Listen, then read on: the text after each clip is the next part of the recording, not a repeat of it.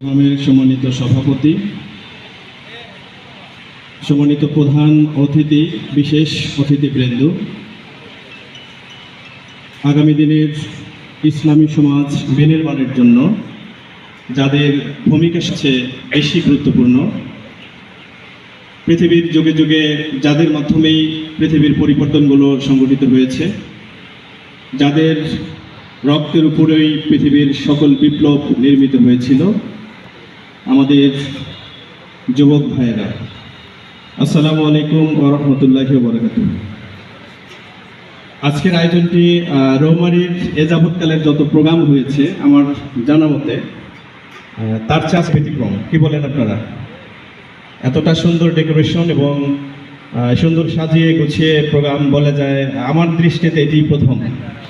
এই জন্য আমি শুরুতেই রৌমারীর যুব বিভাগের সাথে সংশ্লিষ্ট যারা রয়েছেন তাদের ধন্যবাদ ও মোবারক জানাচ্ছি এবং সেই সাথে আমি বিশ্বাস করছি যে এভাবে করে কাজগুলোকে গুছিয়ে করার এই অভ্যাস যদি আমাদের থাকতে থাকে তাহলে আগামী দিনে বাংলাদেশের রৌমারী উপজেলা যেটি রয়েছে এটি বাংলাদেশের একটি মডেল, একটি সাংগঠনিক দিক থেকে একটি মডেল থানায় রূপান্তরিত হবে ইনশাআল্লাহ। সম্মানিত উপস্থিতি, রমজান মাসের ইফতার প্রোগ্রামগুলোর আগ মুহূর্তের যে আলোচনাগুলো হয়, স্বাভাবিকভাবেই এখানে আলোচনা দেওয়ার এবং শোনার মানসিকতারও ঘাটতি থাকে এবং সময় পর্যাপ্ত থাকে না। সব মিলিয়ে এরপরে আরও দুইজন মেহমান রয়েছেন, ওনারাও কথা রাখবেন।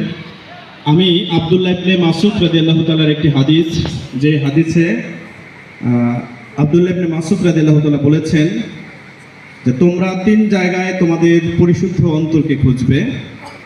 একটি হচ্ছে ফিসিমাইল কোরআন, যখন তোমরা কোরআন পড়বে। আরেকটি হচ্ছে ওয়া মাজালিসিজ জিকির, যখন তোমরা কোরআনের আলোচনায় বসবে। আরেকটি হচ্ছে ওয়া আওকাতিল কুলুব, যখন তোমরা নির্জনে একা থাকবে। ফা ইন লাম তাজিদু ফি সালাসাতিল মাওয়াতিন, এই তিন জায়গার কোথাও যদি তুমি তোমার পরিশুদ্ধ অন্তরকে খুঁজে না পাও, ফাসাল আল্লাহ, তাহলে আল্লাহ তাআলার কাছে দোয়া করবে। আইয়া মুন্না বিকল, তাহলে আল্লাহ তোমাকে আরো অন্য একটি অন্তর দান করবেন। ওয়া ইন্নাহু লা কলবাল্লাহ, কারণ তোমার অন্তর মরে গিয়েছে। একজন মুমিনের জন্য, একজন মুসলিমের জন্য প্রকৃত রূপ আমার কোন জায়গায় রয়েছে, আমার নিজের নৈতিক মান এবং আমার নিজের অবস্থানটা কোথায় রয়েছে, নৈতিক অবস্থান কোথায় রয়েছে, এটি বোঝার, উপলব্ধি করার এবং এটি জাস্টিফাই করার একটি গুরুত্বপূর্ণ মাস হচ্ছে পবিত্র মাহে রমজান। এই রমজান মাসে চাইলেই আমরা হযরত আব্দুল্লাহ ইবনে মাসউদ রাদিয়াল্লাহু তাআলার যেই হাদিসটি রয়েছে সেটির আলোকে আমরা নিজেদের জাস্টিফাই করতে পারি। পবিত্র মাহে রমজানে কোরআন পড়ার অত্যন্ত সুবর্ণ সুযোগ থাকে এবং আমরা অনেকেই কোরআন পড়ি। এই হাদিসটিতে যেটি বলা হয়েছে, কোরআন পড়ার মাধ্যমে যদি কারো আল্লাহর প্রতি ভয় বৃদ্ধি না হয়, কোরআনের আলোচনা শোনার পরে যদি কারো আল্লাহর প্রতি ভয় বৃদ্ধি না হয় এবং নির্জনে একা যদি কেউ আল্লাহকে না ভয় পায়, এই তিন অবস্থানে যদি আল্লাহর ভয় থেকে কেউ মুক্ত থাকে, তাহলে বুঝতে হবে তার অন্তর মরে গিয়েছে, মানে তার কল পচে গিয়েছে, মানে সে নষ্ট হয়ে গিয়েছে মানুষ হিসেবে। অর্থাৎ আমার নৈতিক মান এই তিন জায়গায় আমরা বোঝার একটি সুযোগ আমরা পাই। আর এই তিন জায়গায় যদি দেখা যায়, সে সুযোগটি আল্লাহ রেখেছেন, তিন জায়গায় যদি দেখি যে আমার অবস্থান খুবই দুর্বল, আমার নৈতিক অবস্থান খুবই দুর্বল, তাহলে আল্লাহর কাছে দোয়া করতে হবে যাতে করে আল্লাহ তাআলা আমাকে অন্য আরেকটি অন্তর দান করে। আমরা সবাই জানি যে ইসলামের ইতিহাসে যখন আমরা কোনো ভুলের সাথে জড়িয়ে পড়ি, কোনো খারাপ কাজের সাথে জড়িয়ে পড়ি, আমাদের কোনো নৈতিক স্খলন ঘটে, সেই জায়গা থেকে ফিরে আসার সুযোগ ইসলাম আমাদেরকে দিয়েছে। এবং সেই সুযোগটির জন্য আমরা যদি কোরআনের একটি আয়াতকে সামনে নিয়ে আসি, যেখানে আল্লাহ তাআলা বলেছেন যে রব্বানা যালামনা আনফুসানা ওয়া ইন লাম তাগফির লানা ওয়া তারহামনা লানাকুনান্না মিনাল খাসিরিন, যে আল্লাহ, আমি আমার নফসের উপর জুলুম করেছি, তুমি যদি আমাকে ক্ষমা করে না দাও তাহলে আমি ক্ষতিগ্রস্তদের অন্তর্ভুক্ত হয়ে যাব। তো পবিত্র মাহে রমজান মূলত আমাদের কাছে আসে এ কারণে, এবং এই রমজান মাসটি আমাদেরকে আল্লাহ তাআলা দিয়েছেন এই মাসে কোরআন চর্চা, কোরআনের আলোচনা শোনা এবং সকাল সূর্য ওঠা থেকে সূর্য অস্ত যাওয়া পর্যন্ত সকল প্রকার, শুধুমাত্র আল্লাহ তাআলার ভয়ে সকল প্রকার পানাহার থেকে মুক্ত থেকে নিজেকে পরিশুদ্ধ রাখার যে দৃঢ় প্রত্যয় যেটা আমরা করে থাকি, এই তিনটি কাজের মাধ্যমে একজন মানুষ প্রকৃত ভালো মানুষ এবং প্রকৃত মুসলমান হওয়ার জন্য চেষ্টাটার সুযোগটি পেয়ে থাকে। মানুষের নফস হচ্ছে তিন প্রকার।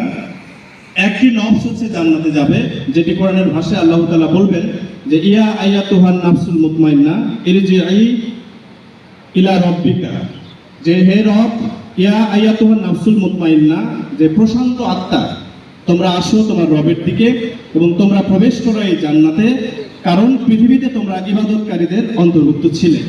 তো এই যে নফসে মুতমাইন্না বা প্রশান্ত আত্মার অধিকারী যে আত্মাটি, সেই আত্মাটি কিন্তু জান্নাত যাবে।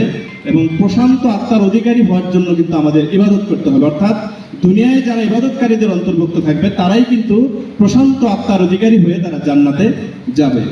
পবিত্র মাহে রমজানের যে সিয়াম বা রোজা যেটি, এটি কিন্তু একটি ফরজ ইবাদত, এটি ফরজ ইবাদত। এবং এছাড়া যে ইবাদতগুলো রয়েছে তার মধ্যে এটিও একটি গুরুত্বপূর্ণ ফরজ একটি ইবাদত। এভাবে করে একজন মুসলিম, প্রকৃত মুসলিম কিন্তু আল্লাহ তাআলার সন্তুষ্টি অর্জন করে জান্নাতের দিকে যেতে থাকে। সম্মানিত উপস্থিতি, আমার শেষ কথা হচ্ছে যে আমরা ইতিমধ্যেই বাংলাদেশের একটি পট পরিবর্তন হয়েছে। দীর্ঘ 16 বছর জুলুম নির্যাতনের, রক্ত, হত্যা, শাহাদাত, ফাঁসির পথ মাড়ি দিয়ে আমরা একটি সুন্দর, একটি স্বাধীন বাংলাদেশের দিকে আমরা যাচ্ছি। এবং আপনারা জানেন যে বাংলাদেশ জামাত ইসলামী যেই দলটিকে নিষিদ্ধ করা হয়েছিল, যেই দলের শীর্ষ 11 জন নেতাকে অন্যায়ভাবে মেরে ফেলা হয়েছে, এরকম একটি জায়গা থেকে আল্লাহ তাআলা সেই জামাত ইসলামীকে এখন এই সরকারের বিরোধী দলের জায়গায় মর্যাদা দিয়েছেন।